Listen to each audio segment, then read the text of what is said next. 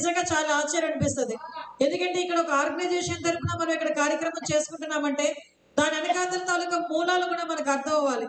ఎందుకు ఈ మాట చెప్తున్నాను అంటే ఎక్కడో ఉద్యోగాలు చేసుకొని ఎక్కడో వ్యాపారాలు చేసుకొని ఈ రాష్ట్రాన్ని వదిలేసి పక్క రాష్ట్రంలోకి వెళ్ళి వ్యాపారాలు చేసుకుని ఉద్యోగాలు చేస్తున్నప్పటికీ కూడా పుట్టిన రాష్ట్రం మీద మమకారంతో ఈ ముఖ్యమంత్రి ప్రముఖమైన వ్యక్తి ఈ రాష్ట్ర అభివృద్ధి గురించి ఆకాంక్షించే వ్యక్తికి అక్రమంగా అరెస్టు చేశారు, అక్రమంగా జైల్లో పెట్టి హింసిస్తున్నారని ఒకే ఒక కారణంతో మనందరికీ కూడా సపోర్టివ్ గా నిలవడానికి ఈరోజు సిబిఎన్ ఫోరం అనేది ఏర్పాటు చేసుకొని ఇళ్లలో నుంచి బయటికి రాని మహిళలు కూడా ఈరోజు రోడ్ల మీదకి వచ్చి సిబిఎన్ గారికి మన చంద్రబాబు నాయుడు గారికి అండగా నిలబడమే కాకుండా రాబోయే ఎలక్షన్స్ లో తెలుగుదేశం పార్టీ అధికారంలోకి రావాలి అని ఒకే ఒక ఆకాంక్షతో అన్ని వదులుకొని వాళ్ళకి స్వయంగా ఎటువంటి ఉద్దేశము లేక కేవలం ఒకటే ఒకటి ఉద్దేశం, చంద్రబాబు నాయుడు గారు సీఎం కావాలి.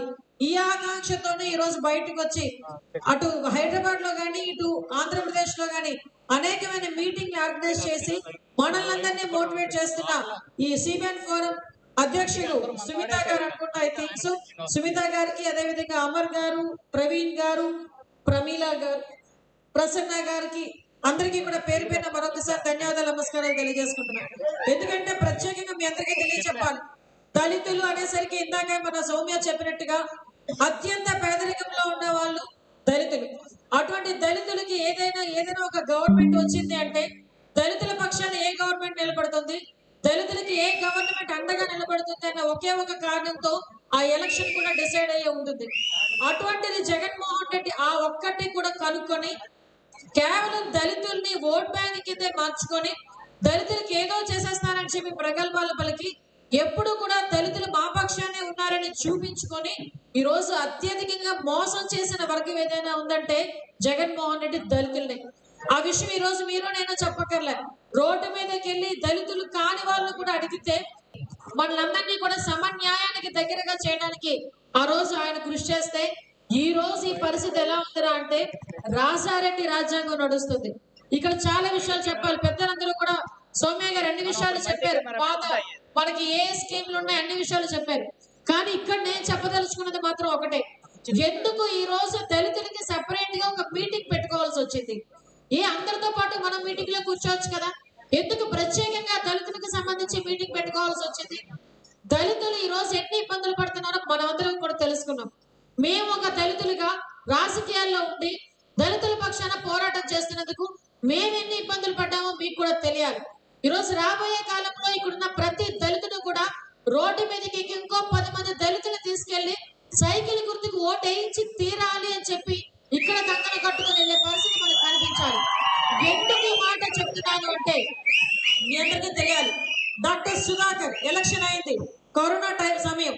నాకు ఒక 5 నిమిషాలు టైం ఇవ్వండి, క్లియర్ గా చెప్తా. కరోనా సమయం డాక్టర్ సుధాకర్ మాస్క్ అడిగిన పాపానికి ఆ రోజు అతన్ని పిచ్చోడ్ని చేశారు.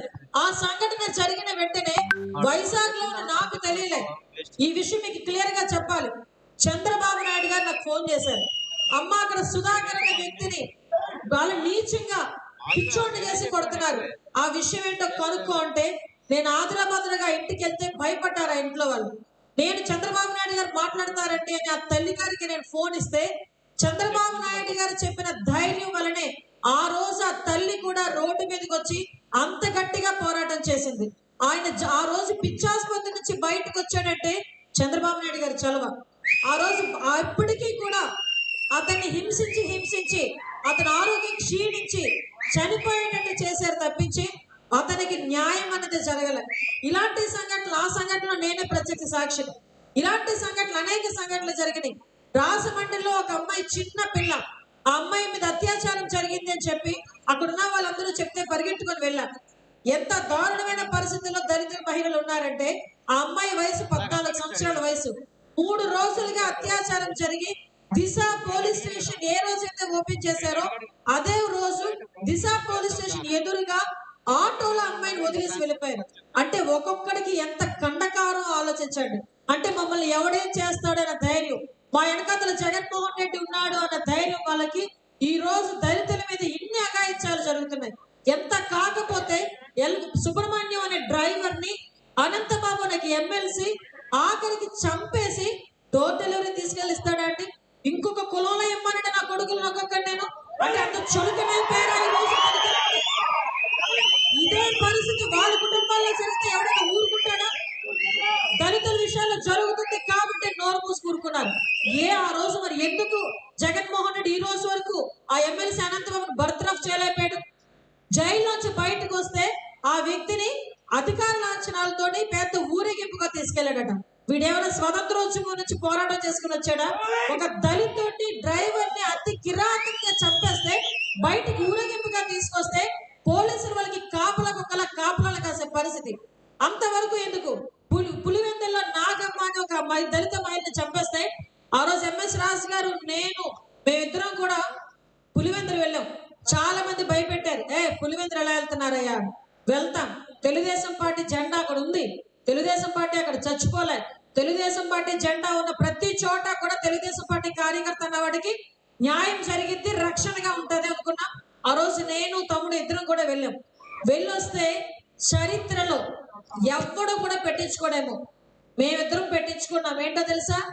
Atrocity case. దళితులు అయ్యండి మా మీద అట్రాసిటీ కేసులు పెట్టి మేము కోర్టులకు ఈ రోజు కూడా తిరుగుతున్నామంటే ఈ జగన్మోహన్ రెడ్డి గవర్నమెంట్ ఎంత దారుణంగా మనల్ని మోసం చేస్తుందో ఒక్కసారి ఆలోచించండి. మన స్కీములు, సంక్షేమాలు, పథకాలు ఇవన్నీ పక్కన పెట్టండి, అవన్నీ ఎప్పుడో తీసేసాడు. కనీసం దళితులుగా బతకడానికి కూడా ఈ రాష్ట్రంలో మనకి హక్కు లేకుండా పోయే పరిస్థితి ఈ రోజు వచ్చింది. దాన్ని మనం కాపాడుకోవడానికి ఈ రోజు మనందరం కూడా కంకణ బద్దులై ఉండాలి. ఒకటే కోరుకుంటున్నా, ఈ రోజు ఎంతో మంది దళిత లీడర్లు ఇందాక పెద్దలు చెప్పినట్టుగా చంద్రబాబు నాయుడు గారు బాలయ్య గారిని తీసుకెళ్లి స్పీకర్ స్థానంలో కూర్చోబెట్టారు, ప్రతిభా భారతి గారిని తీసుకొచ్చి అసెంబ్లీ స్పీకర్ స్థానంలో కూర్చోబెట్టారు, నాలాంటి వాళ్ళని వల్ల రామయ్య లాంటి గారు వాళ్ళని నక్కా ఆనందబాబు గారిని తీసుకెళ్లి పోల్ బ్యూరోలో కూర్చోబెట్టారు. దళితులకి సంపూర్ణమైన న్యాయం కలగాలంటే అది కేవలం చంద్రబాబు నాయుడు గారి హయాంలో తప్పించి ఇంకెక్కడా కూడా జరగదు. ఆ విషయాన్ని మీరందరూ గ్రహించుకోండి. నేను ఇంతకంటే ఎక్కువసేపు మాట్లాడే పరిస్థితి కాదు, ఎందుకంటే చాలా మంది మాట్లాడే వాళ్ళు వక్తలు ఉన్నారు, పెద్దలందరూ ఉన్నారు. నేను ఒకటే చెప్తున్నా,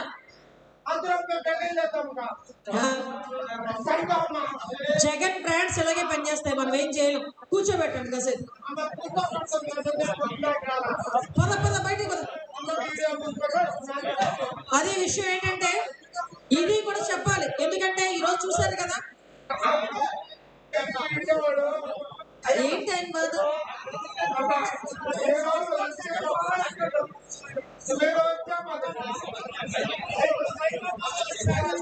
ఆ సైకో పోతాడు. మరి మీరు ఆ జగన్ బ్రాండ్లు తాగడం మానేస్తే సైకో పోతాడు. ఎక్కడ సైకో పోతాడు?